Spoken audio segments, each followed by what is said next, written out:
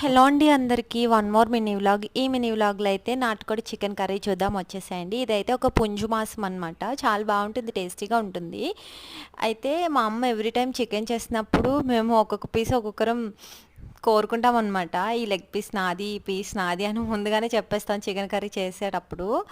కానీ ఎప్పుడు కాన్స్టెంట్గా లెగ్ పీస్ తీసుకునేది అయితే మాత్రం నేనే. ఇంకొక లెగ్ పీస్ మాత్రం మారుతూ ఉంటుంది. ఒకసారి మా తమ్ముడికి, ఇంకొకసారి మా చెల్లికి, ఇంకొకసారి మా అక్కకి అట్లా తీసుకుంటారు.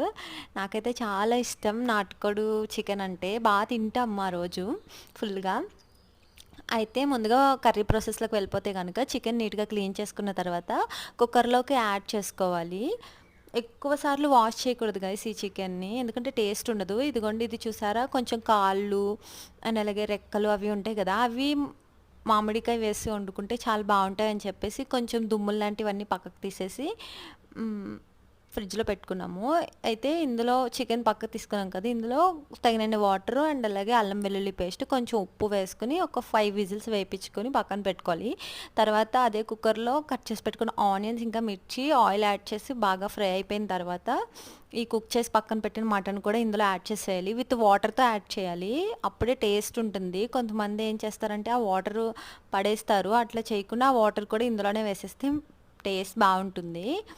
బాగా క్లీన్ చేసి వేస్తాం కాబట్టి ఆ వాటర్ యూస్ చేసుకోవచ్చు. తర్వాత తగినంత ఉప్పు అండ్ అలాగే అల్లం వెల్లుల్లి పేస్ట్ కొంచెంగా వేసుకోవాలి. తర్వాత తగినంత కారం వేసుకోండి. కొంచెం స్పైసీగా ఉంటేనే బాగుంటుంది ఈ నాటుకోడి చికెను.